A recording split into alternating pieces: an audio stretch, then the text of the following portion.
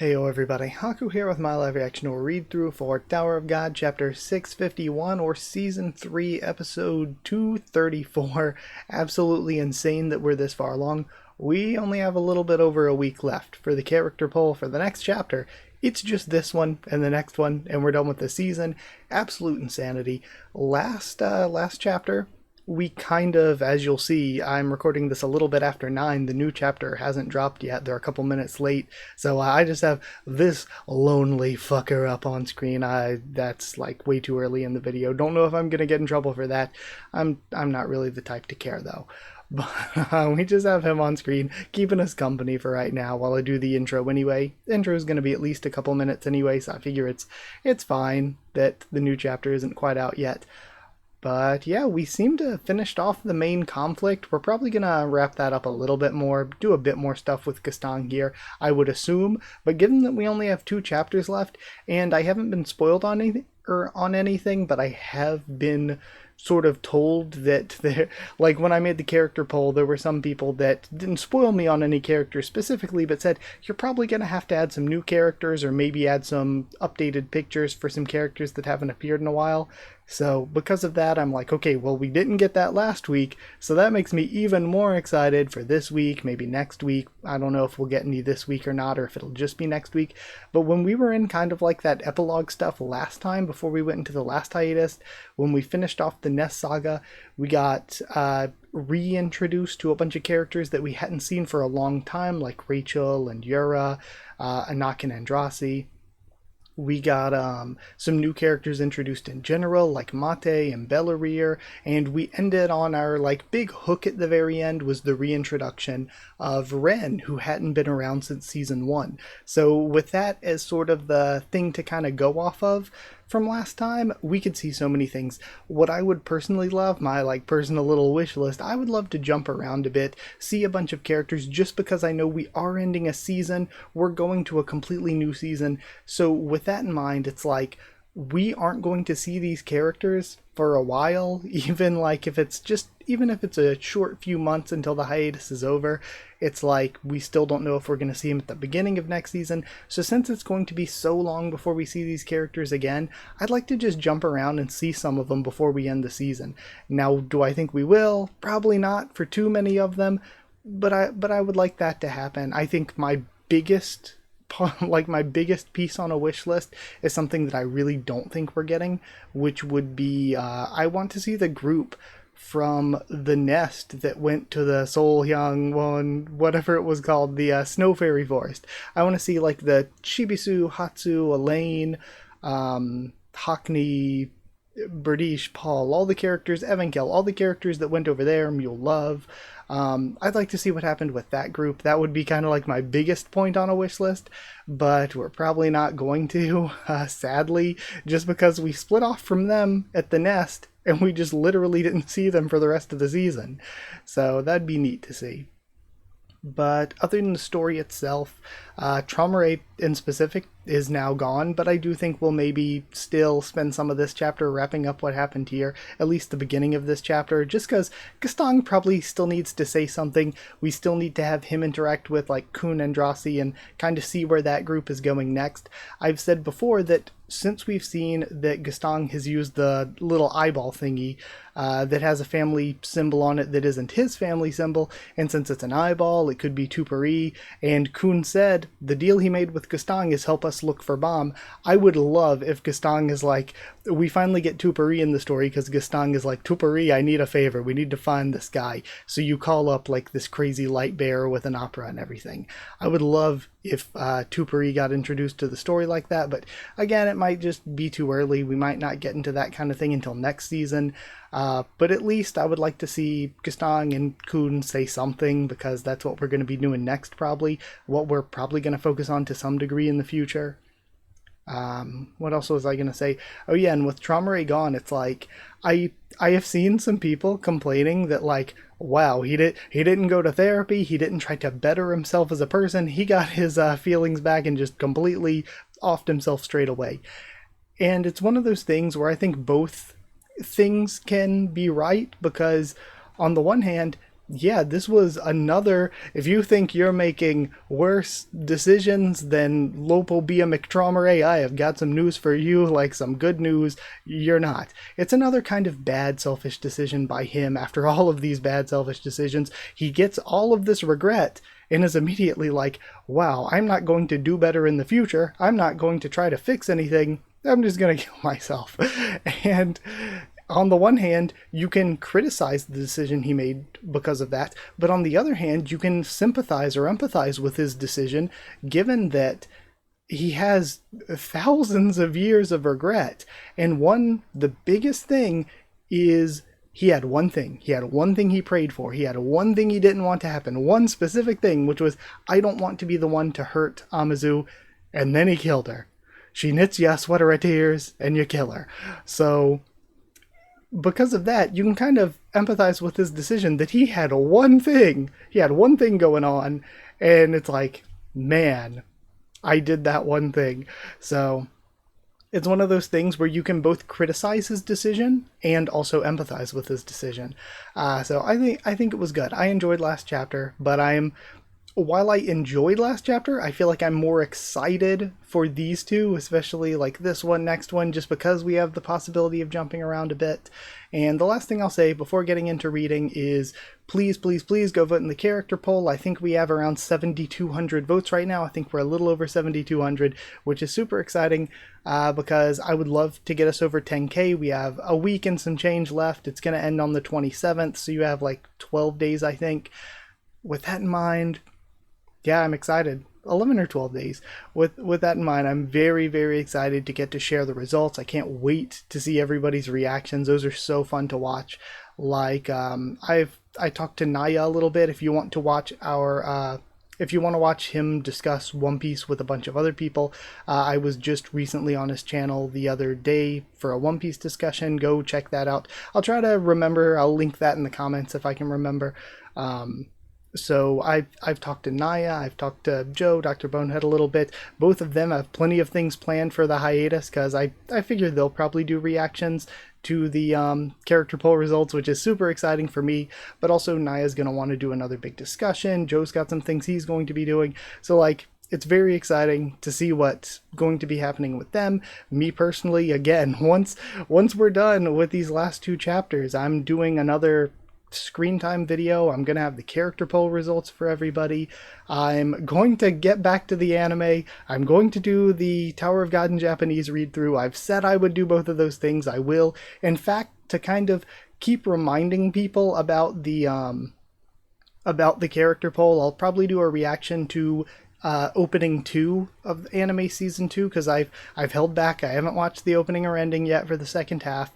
I'll maybe do a reaction to the opening sometime midway through this week, and then maybe midway through next week, right before the poll ends, I'll do a reaction to the ending, just so I can use those to keep reminding people to vote in the character poll.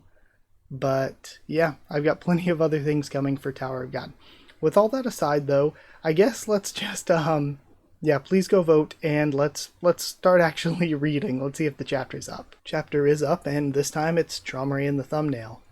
We have, okay, Season 3, The Growing Rift 1. Lopobia. Okay, so the Growing Rift, maybe that has to do with the family heads, and we're gonna get more into what's happening with the family heads splitting apart, especially Gastang told V, he's like, once Traumery's down, the rest of you, including you, V, you're next on the list. Lopobia Traumery, the leader of the Lopobia family, has vanished into the Shinsu. Huh? We got Yama here. Pobedal's forces won the war. Maybe vanished into the Shinsu is a nice way of saying that people died. The game. Mate and Hugo! Okay, well, we get confirmation that Hugo survives, and we get to see Mate, so I mean, win-win. Even though Mate's hair, he's changed up his hair a little. He doesn't have the poofs out to the side, and maybe he just concreted it up so that the wind out here in the Shinsu doesn't mess it up. Alright, I'm just glancing through to see if there were any more, like, things to catch in the panel with Yama. Maybe there are. Maybe some of these randoms are actually important, but can't tell. My lord, we got Laura, Lilial, and Chilial. We have Lobadan. Father. Okay. Dang it, it can't end like this. Down with Pobedao, we have a random soldier. We must avenge Lord Traumeré. And they start rushing in. Stop right there. Oh, who is it going to? Oh, Lobadan's ship. The administrator himself supervised the game. The results are sacred. Okay, so we're seeing it's because whatever the administrator says, they have to go with. If you refuse to accept the outcome, our whole family will have to face his fury. Do you really wish to disgrace our family head's final memory? The best thing we can do for Lord Traumeré's sake is to stop the war right now. Hold on, let me just check, make sure you can see the chapter all right. We've already fought enough. It's time to think of how we're going to build a better future for our family. So we are kind of getting possible, not really family head, but sort of replacement family head Lobadan potentially. Head librarian, what do you suggest we do? We see Proust. So long, and this is confirmation if we didn't already have it that Proust is head librarian. So long as we aren't provoked, we shouldn't attack first. Enemies or not, we just lost one of the 10 great family heads. We ought to show some respect. And more importantly, he thinks, our top priority right now is to hunt down the traitors within our family and repair the damage. I mean, the traitors were kind of working with the head, like Michel and Bellarier. So it makes me think, with Michel and Bellarier, with the traitors being the one working with the head, working with Gaston, where does that leave people like Proust or Dumas that are maybe, or Tiara if she was still alive, who are loyal to Gaston specifically? But not really with his whole plan here. Because our war is only just beginning. Huh, says Yurik.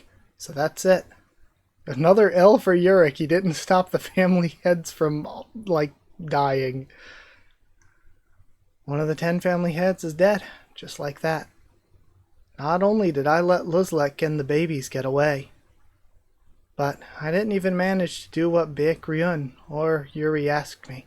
Those two are going to tear me a new one. Ah, what a nuisance. Things are about to get a lot more chaotic in the tower. Popedao's forces have decided to pull out. The war is over. And also, we see that Hugo survived, but Michel, questionable. Might not have made it. Recover the bodies of the dead and move the injured to safety. Yama, snap out of it. The war's over, we have to get out of here. Yama. Doom. If Doom's really dead, that's so lame. Then we've got Lobadan coming in. You must be Lobadan. Yes, sir. Forgive me for not introducing myself sooner. Do you mind if I take my father's body, so that I may lay him to rest? Sure. Take good care of it. Make sure to send him off with full honors. Not as a family head, but as your father. Thank you for understanding, Lord Gaston. What are you going to do now? We need to find Baum. We'll go with you for now, since you agreed to help us. All right, follow me then. Let's go, Dumas. And Dumas appears. Yes, my lord. So, that's Lobadan. Dumas. I'm sure we'll be seeing each other again. This is interesting, because they are or were the respective number 3 of, well, yeah, kind of the number 3 of each family in terms of the way that the family treated them, in terms of the hierarchy and everything. But it's also interesting that Dumas had, like, met Traumeré before. When he meets up with Traumeré at the beginning of the Sprout, he's like, oh, Lord Traumeré, it's been a while. And Traumeré's like, Dumas, like, implying that he looks different. I guess he isn't used to Dumas in the armor. Maybe he's used to Dumas's real appearance, or maybe it had just been so long he hadn't seen him since he was a small child or something.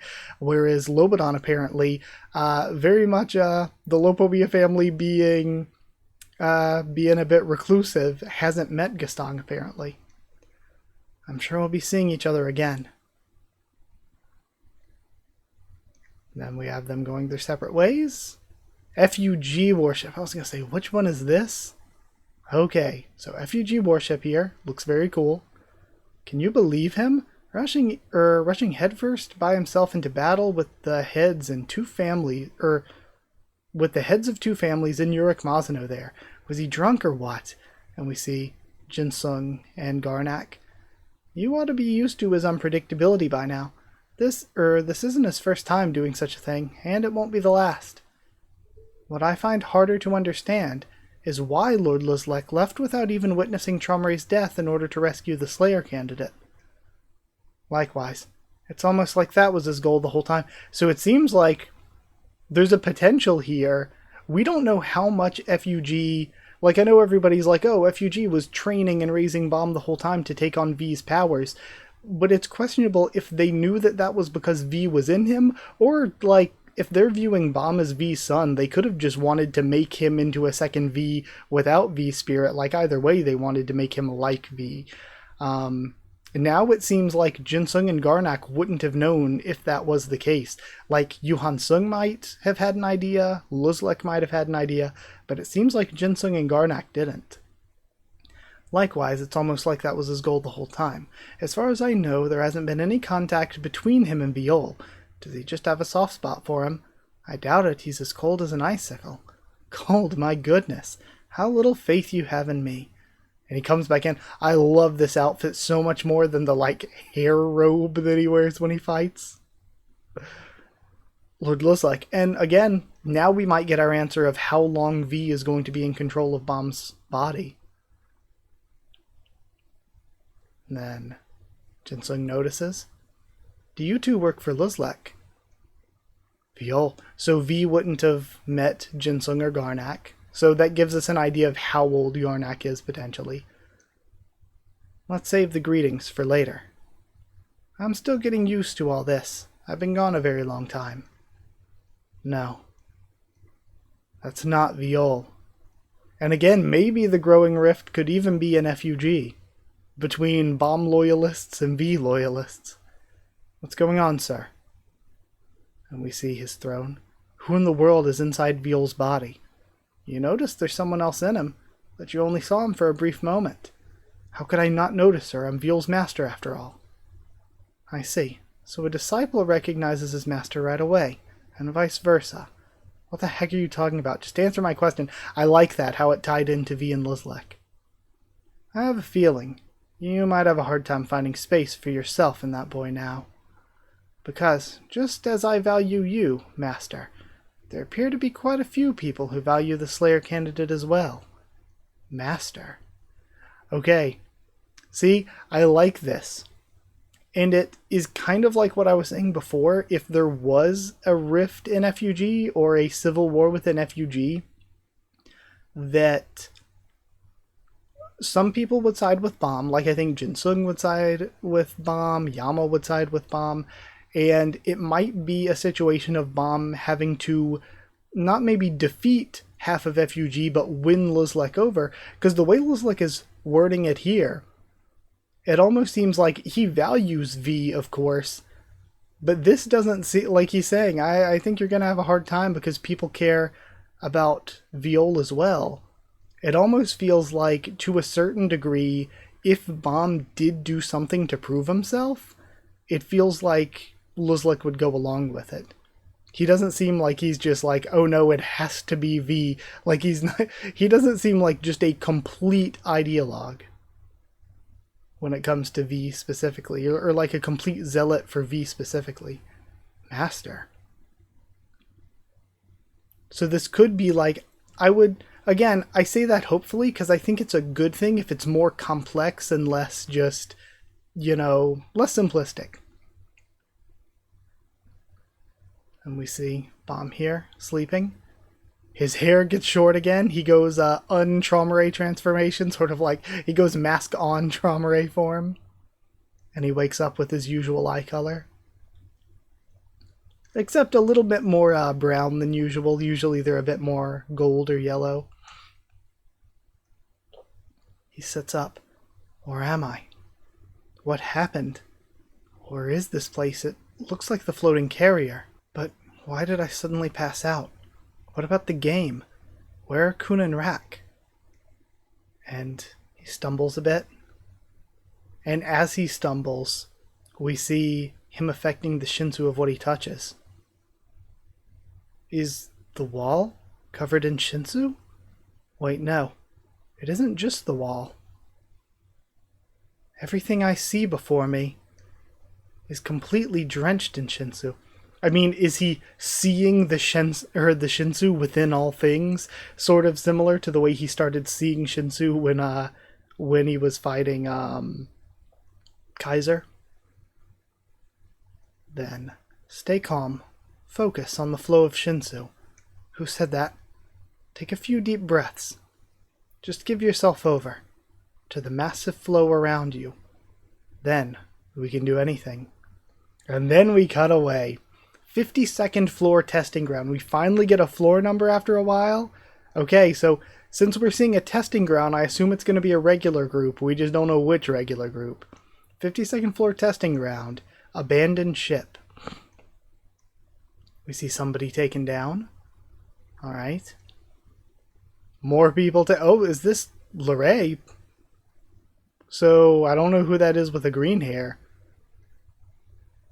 If this... They have wings, so is this Amigo Chaz and Lorray? If so, I don't know who their teammate is here. But did they just lose to somebody? We have a knock covered in blood. You there. Okay. Who is this gonna be? I got chills already. Who the hell are you? Very cool, they have a spear. Is this going to be the Maria connection? Because I was saying for so long, we know that Maria is part of Lilial and Shilial's team, and that they were doing their own thing. We know there's a regular princess faction, like a princess team with Aria Rose, and a regular princess team with Hendolat Gladmary. So I was saying for a while, were we going to have sort of a regular princess kind of feud rivalry going on between the famous Aria Rose team, the famous Hendolat Gladmary team, and then Lilial, Shilial, and Maria's team kind of coming in as a third competitor, and that would make Anak and Andrasi have to kind of jump in as sort of our main character fourth competitors. So are we going to finally get some of that? Who the hell are you? Oh, how rude of me not to introduce myself. I'm one of Zahart's princesses, just like you. I belong to the Kun family. Here we go. If this is her, great. Great panel here. I love the design already. Earrings are cool. My name is Maria. Finally. I got goosebumps. That's amazing. Since season 1, we finally get Maria. That's Maria Zahart of the Kun family. Kun Aguero Agnes' sister. And that's where we end. Okay, that's our ending for this. And we still have another chapter next time to see more stuff. We got a lot. We got so much in this chapter. I do hope we wrap up a bit more so we get some like concrete answers on Doom. It seems like he's probably dead. Whatever happened with Doan, she might also be dead. If so, that's terribly written deaths for the both of them. But I would like to see more just to settle some things before the season ends. Jumping around, seeing a bit of Revolution might help, because we saw like Revolution showed up, got off screen for months, and then left. So maybe seeing a teeny bit of them would be nice. Seeing a part of the group I said I want to see with the Snow Fairy Forest or whatever would be nice. Wangnan's team we haven't seen all season. Talking about Revolution, it would be nice to finally, because this whole time, from the very beginning of Season 3, when Bomb first met Yul and Kel at the very beginning of the season, they're like, oh yeah, we have Yiwan Danhua. That's been a thing that's been referenced throughout the entire season. So if we just end here and we never see anything with Yiwan Danhua, that's going to be a little bit frustrating. So there are still many things I'd want to see. So this is neat. This is neat. I wonder who this new teammate of theirs is, though. We see Anaka's here with Amigo Chaz, who we saw Amigo Chaz with Anak and Traveler, and we saw Amigo Chaz with Anak and Traveler and Andrasi. Sorry, when we were kind of at the end of the Nest saga. So Amigo Chaz being here makes sense. We see Lorray. Lorray, the last time we had seen him was when he went to see Wu Nian, I think, with with the Hatsu Shibisu Rack Evan group. So he's back with them, and he was here. So who is Green Hair? We have a new member of the team. We haven't seen Verity. We haven't seen Vespa. And I don't think that this is either Verity or Vespa. So maybe a new character here. Not the strongest introduction, but I'd be totally down to see if they actually got made into a new character here for their team. I would love to get more into this regular stuff, though, with the princesses. Like, we saw a little bit of Lilial and Chilial this chapter, which was good. So getting into the stuff, we know that Maria is one of their teammates. So Maria, Lilial, and Chilial. Chilial promised before the war that she would, like, tell Kun about Maria or help him get in contact or whatever. So if we start doing this connection here, that's very, very cool. But now it just feels like Kun's going to be a little preoccupied because he has to try to find Bomb. And I do like Maria's design a lot. It feels like the panel here isn't like, it's not like one of those super detailed Joaquin introduction type panels. The art's more simple, but I kind of, I like that. I just think it looks nice. So yeah, good stuff.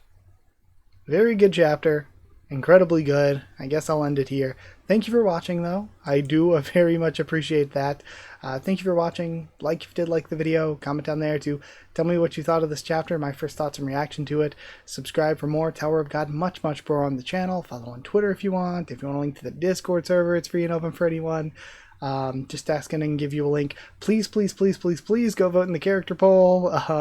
If I remember to put the link to Naya's One Piece discussion down there, go check that out if you're interested.